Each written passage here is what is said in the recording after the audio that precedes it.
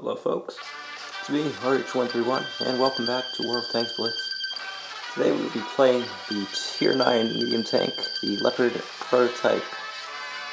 This being one of two German Tier 9 medium tanks. The Leopard prototype is almost a polar opposite of the other Tier 9 German tank, the E50.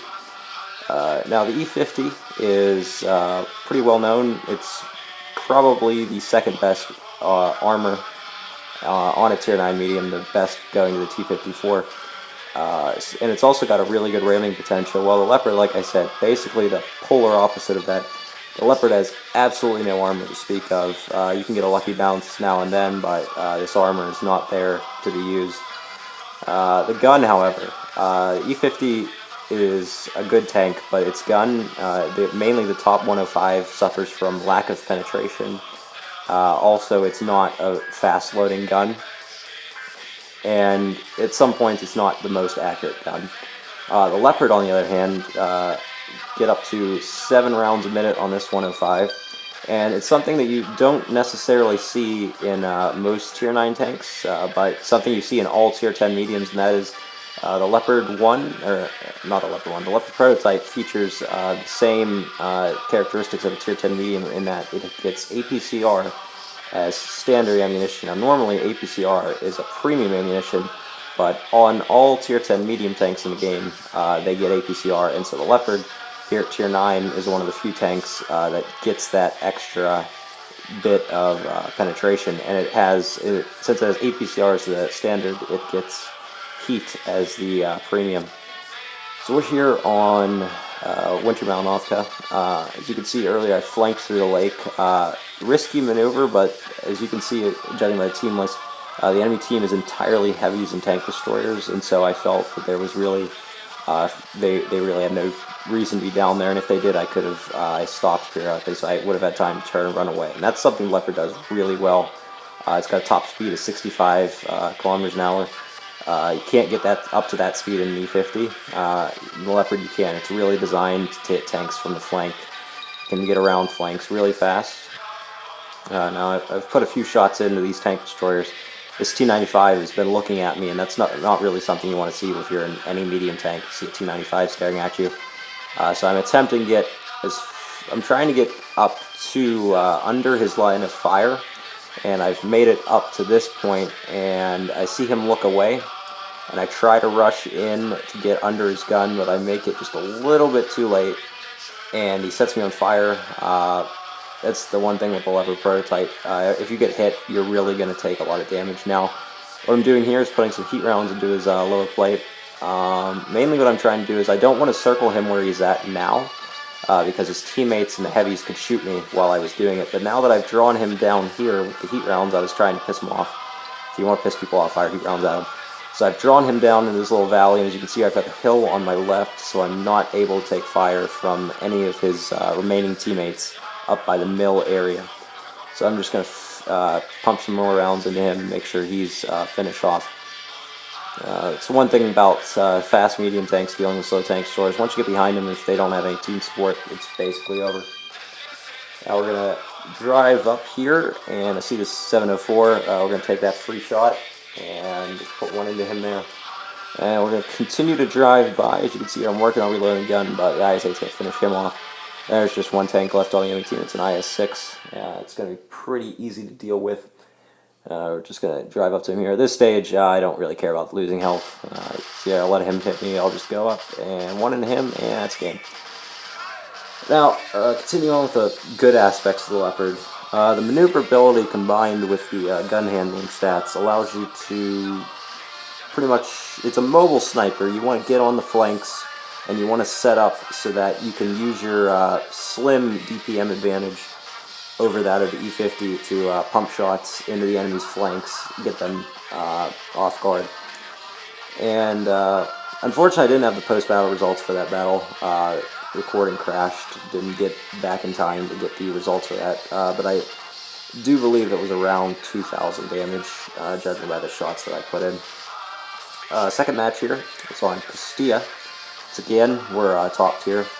If you're not top tier in this tank, it's it's nice because the tank doesn't really have armor, so the tier that you're in doesn't matter as much. It really only matters when you're talking about your gun stats. And the penetration, it's got I believe it's around 270 average pen for the standard APCR ammunition, and it's got 330 pen on the heat round. So if you're using the heat rounds just like that of a T54 Russian meat, you got the same pen values there. So you're really not losing much if you're not top tier, because you still have to worry about, I mean, everything's going to be able to penetrate you. The only tank you really have to concern yourself if you're in a Leopard or a Leopard prototype is the FV215B because of 183.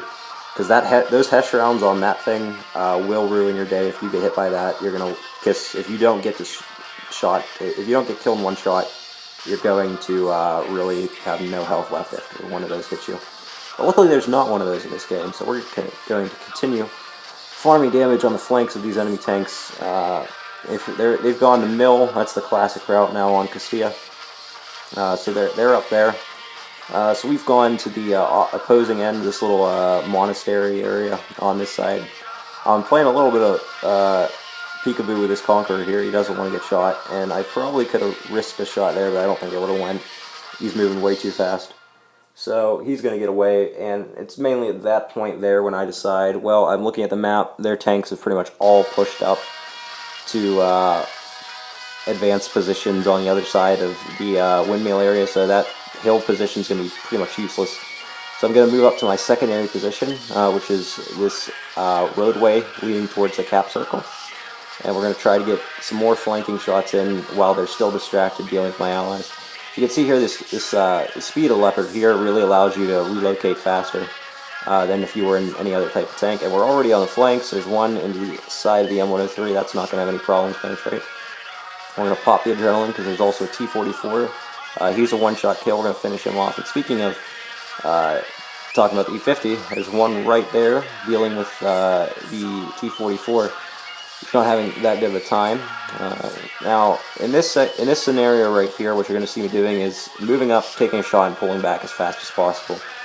The Leopard's aim time of 2.3 seconds, and its accuracy of 0.32. It allows you to pretty much snapshot a lot. Like you see there, I do believe that IS-8 is actually using the stock turret with the top gun, judging by the shape of the turret. So as you can see, I'm rushing my shots a little bit. That one missed, but I don't really want to get hit at this stage. You never want to get hit in Leopard prototype, and you're going to see why in about, here. So your side of the Conqueror, he turns around, snapshots me, bam! There goes the ammo rack. When you get shot in the Leopard prototype, it's going to do one of two things. It's going to